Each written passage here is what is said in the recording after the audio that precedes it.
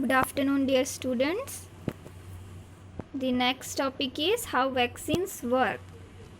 So, you have already studied the defense mechanism. That means how our body is or our immune system is preparing itself to fight against the foreign particles or to fight against that particular bacteria and viruses. So, today we will know how vaccines are working.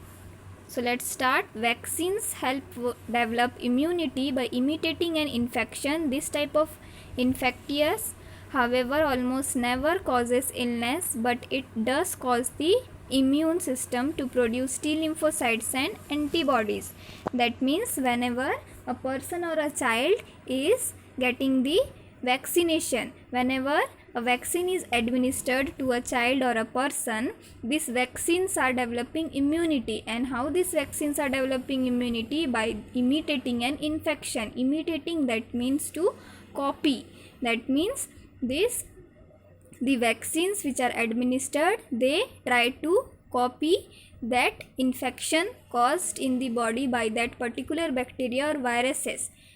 But this type of infection, however, almost never causes illness. That means these infections which are caused by the administration of vaccines, these are never causing any type of serious illness. But they can cause immune system to produce T lymphocytes and antibodies. That means what these vaccines, these imitating infections, what they are doing, they are causing the immune system, or they are helping the immune system to produce T lymphocytes and antibodies against that particular infectious diseases. Next is, sometimes after getting a vaccine, the imitation infection can cause minor symptoms such as fever. Such minor symptoms are normal and should be expected as the body builds immunity. That means after getting the vaccinations, you have also experienced it, or you have also heard that after getting the vaccination, what happens? Some minor symptoms are shown in the body of a child or in the body of a person. That is the normal.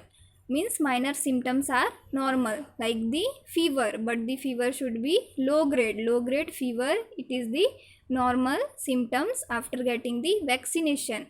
These symptoms are shown to a child. Means every child these symptoms are not shown, but to some extent some children can show this type of minor symptoms. So what happens after getting the vaccines?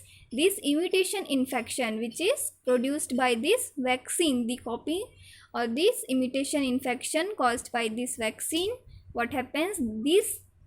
This imitating infection, what does? They are causing some minor symptoms, for example such as fever, and these minor symptoms are normal. These are considered as the normal and should be expected as the body built immunity. And this infection or these minor symptoms are indicating, or these minor symptoms are showing that the immune system of the body of a child is preparing itself to fight against that particular disease. This is the indication that the child's body is accepting the vaccination and their body is trying, their immune system is trying to fight against that particular infectious diseases.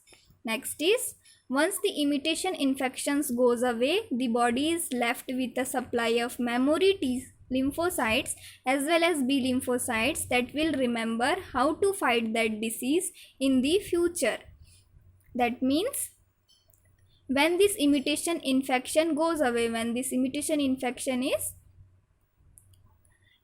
cleared or that infection goes away, what happens? The body, what the immune system does? The immune system, they supply with the memory cells. These memory cells also known as T lymphocytes. This immune system of the body of a child, they prepare T lymphocytes as well as the B lymphocytes so that they can remember in the future if any bacteria or viruses attacks second time, so that they can memorize or they can remember that bacteria and viruses, and they can ready themselves or they can ready the body of a person or immune system of a child to fight against with that particular diseases. However, it typically takes a few weeks for the body to produce T lymphocytes and B lymphocytes after vaccination. But what happens after the vaccination? It takes few weeks it is taken by the body to produce T lymphocytes and B lymphocytes after the vaccination. After vaccination, few weeks are taken by the body to produce the T lymphocytes and B lymphocytes against that particular diseases. Next is, therefore it is possible that a person infected with a disease just before or just after vaccination could develop symptoms and get a disease because the vaccine has not had enough time to provide protection. That means you can say when the person or the child has not immunized with that particular vaccine. For example, if a child has not got the vaccine of measles and the child has developed the infection of measles, and that is because their body has not developed the T lymphocytes and B lymphocytes to fight against that infection, the measles virus. So, but sometimes what happened after administration of vaccine also, sometimes the child can get the infection of that particular virus or bacteria, and this is because we have studied it takes few weeks after the vaccination, it takes few weeks to develop the T lymphocytes and B lymphocytes to fight against with that particular disease.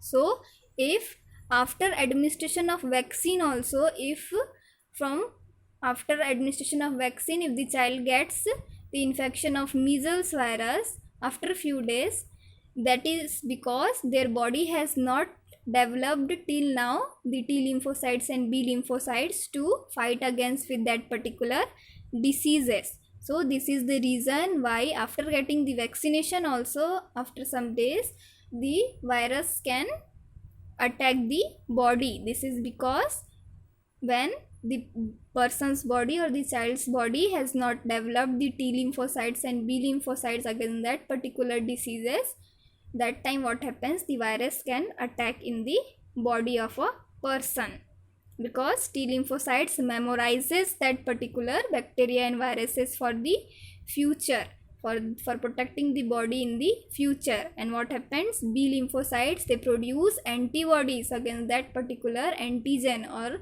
that particular bacteria or viruses.